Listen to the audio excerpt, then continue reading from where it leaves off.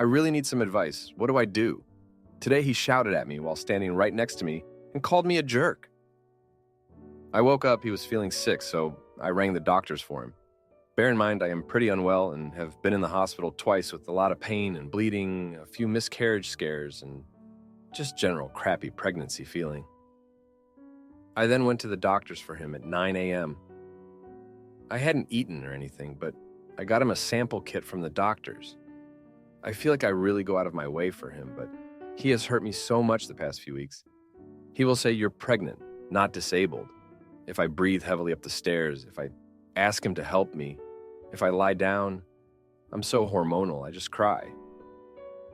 No point arguing because he has anger problems from growing up in a chaotic household with two parents who were very emotionally hurtful to each other. He doesn't cook for me, help with anything in the house. He just complains. He never gets me a drink. He goes to bed with a drink for himself and never asks if I want one. He made me rearrange the scan because he couldn't come to it due to work meetings. But he ended up not even going to the meetings because he said he was sick.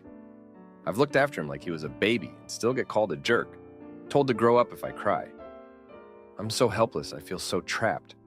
I just feel like I get zero emotional support. He ignores me. All day I've been ignored. His moods are so hard to deal with. I don't think he deserves to play father just when he wants to. Part of being a dad I thought would mean he would be there for me. He has 2 children from a previous, both grown. This is my first. I'm scared and literally been so sick I can't do anything and he doesn't help. Please, if I'm being spiteful and insane, talk some sense into me before I make this worse by denying him to come. I have no intentions of divorcing, splitting, separating. Denying him coming to the scan will definitely make him fly off the handle. Now for an update. I've gone into the guest room. I've got 2 properties I'm selling at the moment that I can stay at. I am exhausted. I want to thank every single person for your comment. I am particularly weak and stupid at the moment. I see this can't go on. I have a strong feeling it's a girl. I would go to prison if someone ever treated her this way. That made me realize it's not about what I want, or me being comfortable, or my sunk cost fallacy. It's about my baby. He's not said a word to me since midday. It's midnight now, and he's asleep. I expect some shouting in the morning, but then he'll leave me to it. He won't try to stop me from leaving. He's not coming to the scan, I've decided. Now for another update. I'm in the car park at the hospital, alone for my scan. I've packed my bag. He lost the plot, smashed some things. I was really scared. He said I'm lying, it's all lies, and he didn't do anything wrong, he doesn't deserve this, etc. I've booked a hotel. He even got the cat box and tried to make me take the cat with me. He said I'm manipulative, etc. He's an angry man, and I know I deserve compassion. And my baby deserves to grow up seeing love and compassion too. I videoed everything secretly. He started shouting about me calling the police. I quite literally said either nothing or I was just saying sorry, please let me go, etc. I have so much footage of over the years that I wish I could just post it somewhere so people can see, but also so he can really see. He has a very serious victim complex. He thinks I'm doing this to him. Now, for a few comments before the update. Comment 1. You know how many times a partner could call me names once? Why are you with this jerk? Having a baby with him? He's 17 years older than you and is a jerk. I'd have him come to the scan. You withholding that isn't going to make anything better. Then I'd be calling an attorney and making an exit plan. Comment 2. Do you think it's acceptable for your husband, to call you that word? I have no intentions of divorcing, splitting, separating. Denying him coming to the scan will definitely make him fly off the handle. What relationship advice are you looking for? Get away from him. Now for the update. Hey everyone, thanks for sticking with me through all of this. So after the last update, things took a turn I didn't expect. After I left the hospital, I checked into the hotel and tried to get some rest. I was exhausted, both physically and emotionally. The next morning, I woke up to a barrage of texts and missed calls from him. He was alternating between apologizing and blaming me for everything. I decided to ignore the messages for a while and focus on myself and the baby. I went to one of the properties I'm selling to check on things and maybe get some peace. While I was there, I got a call from my real estate agent saying there was an issue with the paperwork. I had to go back to the house to get some documents. I was really nervous about going back, but I needed those papers. When I got to the house, he was there, of course. He seemed calm at first, but as soon as I started gathering my things, he started yelling again. He accused me of abandoning him and said I was ruining his life. I tried to stay calm and told him I just needed the documents and I would leave. But then he grabbed my arm and wouldn't let go. I managed to break free and ran out of the house, leaving the documents behind. I called the police and they came to the house. He was still yelling when they arrived, but he calmed down when they started talking to him. They asked me if I wanted to press charges, but I was too scared and just wanted to get out of there. They told him to leave me alone and let me get my things. I finally got the documents and left. I went back to the hotel and tried to relax, but I couldn't stop thinking about what had happened. I realized I couldn't keep living like this. I needed to do something to protect myself and my baby. I called a lawyer and made an appointment to discuss my options. The next day, I met with the lawyer. She was really understanding and supportive. She explained that I could get a restraining order and start the process of separating from him legally. It was a lot to take in, but I knew it was the right thing to do. I went back to the hotel and started packing my things. I decided to stay at one of the properties I'm selling for a while. It's not ideal, but it's better than staying in a hotel. I called my family and told them what was going on.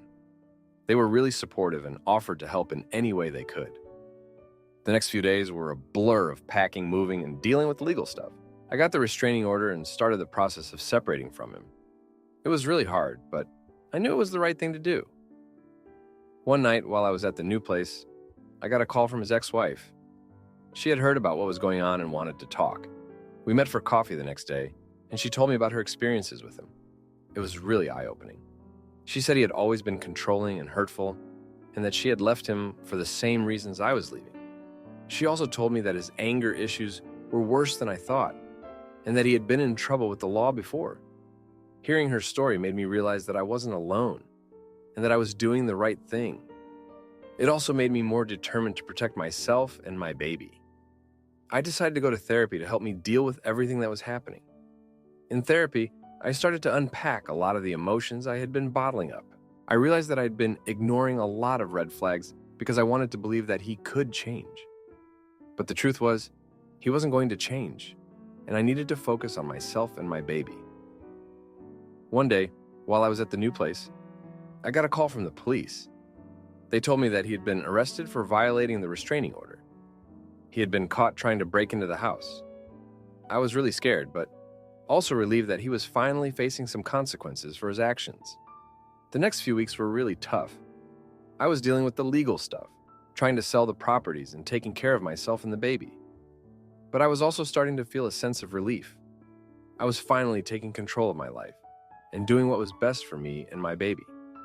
I started to think about my future and what I wanted for myself and my child.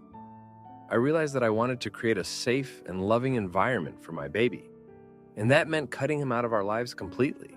It was a hard decision, but I knew it was the right one. Looking back, I can see that I made a lot of mistakes. I ignored the red flags, I stayed in a toxic relationship for too long, and I let him control me. But I also learned a lot about myself and what I'm capable of. I learned that I'm stronger than I thought and that I deserve to be treated with respect and love. I'm still dealing with the fallout from everything that happened, but I'm starting to feel hopeful about the future. I know that I have a long road ahead of me, but I'm ready to face it head on. I'm determined to create a better life for myself and my baby, and I know that I can do it. Thanks for reading. Am I the idiot for getting a restraining order against my best friend after she kissed my husband? I, 28-year-old female, have been with my husband, 27-year-old male, for 6 years, married for 4 years, and we have 2 kids, 3-year-old female, almost 1-year-old female. Everything in our relationship is perfect for us. He's the best husband and father to our kids that I could have asked for. I am absolutely in love with him, and his actions and words have always shown me that he feels the same way. There's no better feeling than going to sleep in his arms every night. Last weekend, my husband and I had some friends over, and we were having a barbecue. We were all outside in the backyard, surrounding my husband, who was on the grill. As the food got closer to being ready to eat, we all started sitting at our backyard table. Once the food was all ready and at the table, my husband went inside to use the washroom and get another case of beer. I didn't realize that my best friend, 28-year-old female, had followed him. When he was coming back out, my best friend hid behind the wall separating our kitchen and living room and surprised him by pulling him and forcing a kiss. My husband immediately pushed her back and yelled, "What the frick?" She immediately started crying and ran out of the house and left. My husband came back into the backyard and asked to speak to me privately and immediately told me what had just happened. I was shocked and told him that it would be okay and that we could talk after everyone else left. I managed to put on appearances for the next couple of hours, but I was mentally distraught. After everyone left, my husband sat me down and told me what happened and showed me the footage from our living room camera. It was exactly as my husband has described it. My best friend of 10 years, the person who I treated as my literal sister, forcibly kissed my husband. After the third date with my husband, she was the one I told that I was going to marry him. She knows how much I love him and how strong our relationship is, and still she chose to try to come in the middle. For fuck's sake, our 3-year-old calls her auntie. Almost forgot, my best friend tried showing up the next day just to talk, and my husband had to hold me back from beating the shit out of her, and he kicked her out and told her to not come back. It's been almost a week now, and I'm nowhere close to moving on. I don't blame my husband one bit. He's completely innocent in this, and if anything, he's the victim. I've been lying down on my husband's chest and just crying every day and night. I'm so angry and frustrated and don't know what to do. My husband has been amazing, and like always, he just gets it and understands how I'm feeling. He brought me flowers almost every day and cooked my favorite meals multiple times in the last few days. I love and appreciate him all the more for it. I just don't know how I'm going to move on and trust any of my friends again after this. Now, for a few comments before the update. Comment 1. You've got a real loyal man. Love him and hold him tight. As for the friend, I too would be pissed. Now, she just tried to grenade your marriage with no warning at all. I'm not sure any talking is necessary. To me, that relationship is over. Quite honestly, you have footage. I'd put that out there so she cannot try to spin a BS story to play the victim. Comment 2. Make sure you're also treating him with the same care. It seems you guys have a good relationship, so I'm just saying this because he was a victim of attack. What a shitty situation. I hope you're both able to heal from this ridiculous betrayal. Edit, typo. Shout out to everyone being silly in the replies. Now for the update. Hey everyone, a lot has happened since my last post. After the incident with my best friend, I thought things would calm down, but I was wrong. 2 days after she tried to kiss my husband, she started texting me non-stop, begging for forgiveness. I ignored her messages at first, but she didn't let up. She even showed up at my workplace, causing a scene in the parking lot. My boss had to come out and ask her to leave. It was embarrassing and infuriating. I felt like my life was spiraling out of control. That night, my husband and I had a long talk. He suggested that we should consider getting a restraining order against her.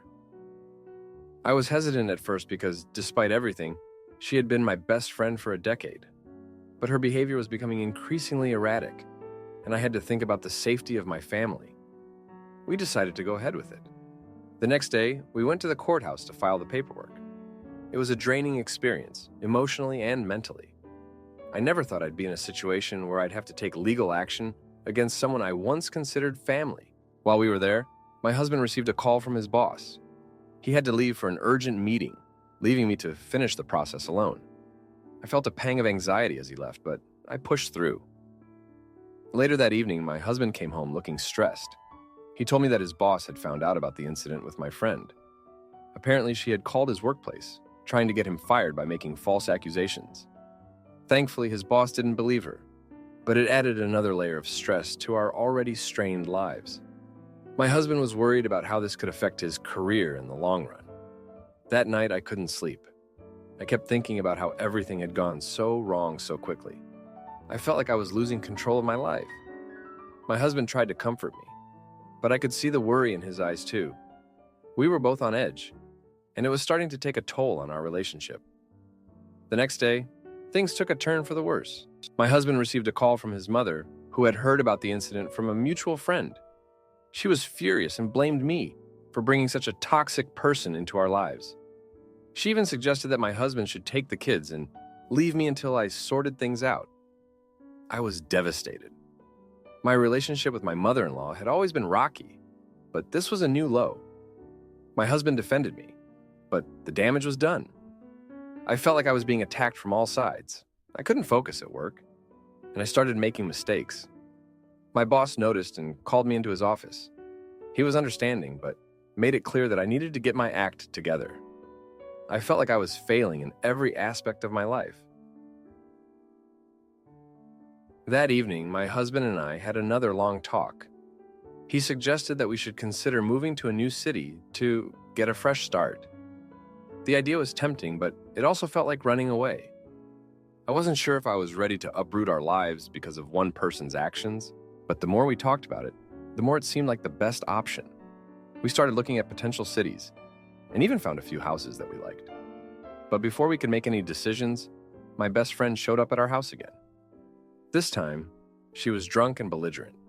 She started yelling and banging on the door, waking up the kids. My husband called the police, and they took her away. It was the final straw for me. The next day, we decided to go ahead with the move. We put our house on the market and started making plans. It was, well, I'll just get into it of activity, and I barely had time to process everything. But deep down, I knew it was the right decision. We needed a fresh start, away from the chaos and drama. As we packed up our lives, I couldn't help but think about how things had gotten to this point. I remembered the early days of my friendship with her, how we used to share everything. I thought about the time she had been there for me, and how I had trusted her completely. It was hard to reconcile those memories with the person she had become. I also thought about my husband and how he had been my rock through all of this. His unwavering support and love had kept me going. But I could see the toll it was taking on him too. He was more stressed than I'd ever seen him, and it broke my heart. I knew we needed this move, not just for me, but for him and our kids too. As we settled into our new home, I felt a mix of relief and sadness. We were starting a new chapter, but it came at a cost. I had lost a friend, and my trust in people had been shattered. But I also felt a sense of hope. We had made it through one of the toughest times in our lives, and we were still standing. Thank you for reading. Am I the idiot for feeling guilty about my husband supporting me through postpartum depression, and then agreeing to move for his job promotion? My husband, 27-year-old male, and I, 28-year-old female, have been together for 5 years and married for 3 years. I'm a stay-at-home mom for our baby girl who is almost 2 years old. A few months after being married, I found out I was pregnant, and we were overjoyed to find out that we were going to be parents. The pregnancy was very hard on my body, and there were some days that I could barely get out of bed. My husband never complained, and he comforted me each day. Just having him by my side helped a lot. For the second half of the pregnancy, he took over a chunk of the housework, including cooking most of our meals and preparing my favorite dishes in advance, so I could have whatever I was craving immediately while he was at work.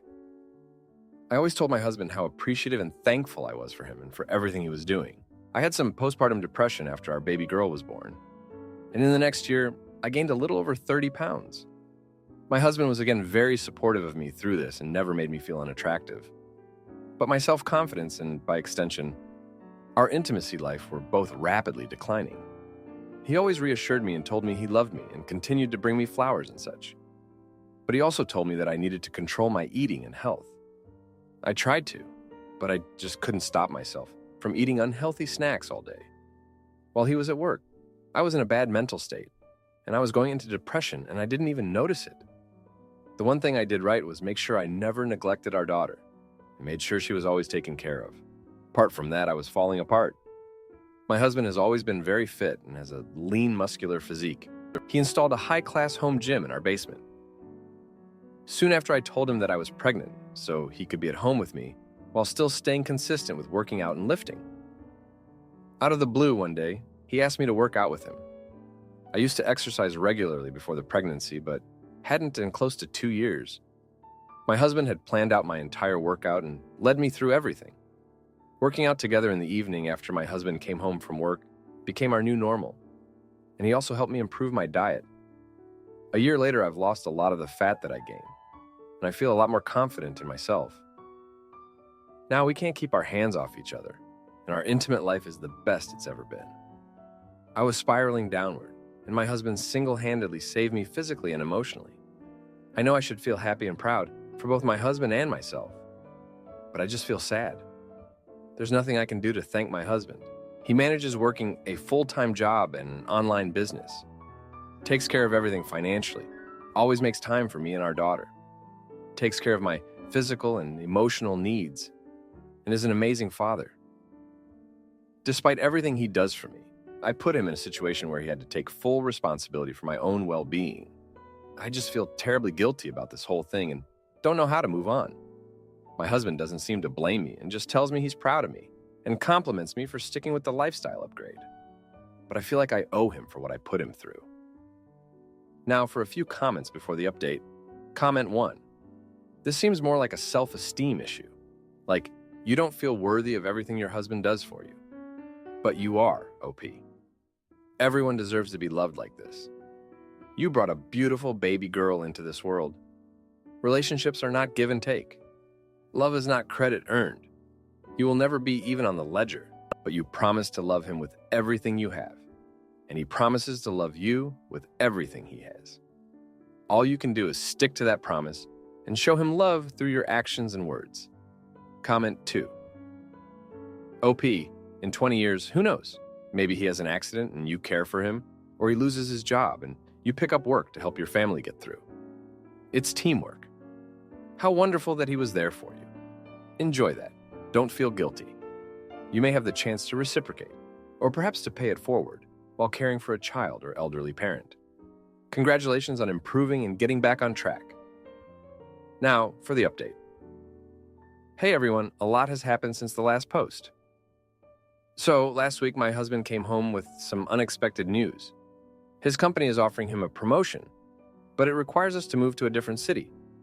The catch? We have to decide within a week. This promotion would mean a significant pay raise and better benefits.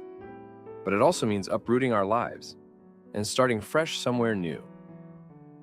My husband was excited, but also worried about how I would take the news, given my history with depression and how much stability has helped me recover. We spent the first couple of days weighing the pros and cons. On one hand, the promotion would provide us with more financial security and opportunities for our daughter. On the other hand, moving to a new city means leaving behind our support system, including my parents who help out a lot with our daughter. I could see the stress in my husband's eyes as he tried to balance his career aspirations with our family's well-being. One evening after putting our daughter to bed, we sat down to talk about it seriously. My husband admitted that he felt torn. He wanted to take the promotion to provide a better future for us, but he was also scared that the move might trigger a relapse in my mental health. I could see how much he was struggling with this decision, and it broke my heart. I realized that I needed to be strong for him, just as he had been for me. I decided to take a risk. I told him that I was willing to move and that I believed we could make it work. I assured him that I would continue to prioritize my mental health and that we could find new ways to build a support system in the new city. My husband looked relieved but still cautious. He asked if I was sure, and I nodded, feeling a mix of fear and determination. The next day, my husband accepted the promotion. We had a week to prepare for the move, and it was well. I'll just get into it of packing, making arrangements, and saying goodbye to friends and family. My parents were supportive, but also worried about how I would handle the change. They promised to visit often and encouraged me to stay strong. As we settled into our new home, I felt a mix of excitement and anxiety. The first few days were tough. I missed the familiarity of our old neighborhood and the comfort of having my parents nearby. But I also felt a sense of adventure and possibility. My husband was busy with his new job, but he made sure to spend quality time with us in the evenings. We explored the new city together, finding parks, restaurants, and activities that we enjoyed. One day, while unpacking, I found an old photo album. It was filled with pictures from our early days together, including our wedding and the birth of our daughter. As I flipped through the pages, I was reminded of how far we had come and how much we had overcome together. I felt a renewed sense of gratitude for my husband and our life together. But then, something unexpected happened. My husband came home one evening looking stressed. He had received an urgent email from his boss about a major project that needed immediate attention. The project was crucial for the company's success, and my husband was put in charge of it. The deadline was tight, and it meant long hours and late nights at the office. I could see the toll it was taking on him. He was exhausted and barely had time for us. I felt a pang of guilt, knowing that he was working so hard for our future. I decided to step up and take on more responsibilities at home. I made sure our daughter was well taken care of, cooked meals, and tried to create a peaceful environment for my husband to come home to. One night, after a particularly long day, my husband came home and collapsed on the couch. I sat beside him and held his hand. He looked at me with tired eyes and said, "I don't know if I can do this." I squeezed his hand and told him that I believed in him and that we were in this together. I reminded him of all the challenges we had faced and overcome, and assured him that we would get through this too. The next few days were tough, but we found a rhythm. My husband worked late and I took care of things at home. We made sure to carve out time for each other, even if it was just a few minutes before bed. Slowly, things started to improve. My husband managed to complete the project successfully, and his boss was impressed with his dedication and hard work. As things settled down, we started to find our footing in the new city. We made new friends, found a great daycare for our daughter, and began to feel more at home. My husband and I continued to work out together, and I made sure to prioritize my mental health. I found a local support group for moms and started attending weekly meetings, which helped me feel less isolated. Looking back, I realized that the move was a turning point for us. It was a risk that could have gone either way, but we faced it together and came out stronger. My husband and I have always been a team, and this experience reminded me of that. We still have challenges ahead, but I feel more confident in our ability to handle them. Thank you for reading. If you like this video, you'll probably like these too. Also, while you're here, please consider subscribing. It's your support that keeps this channel alive and allows me to make better and longer videos. Have a great day.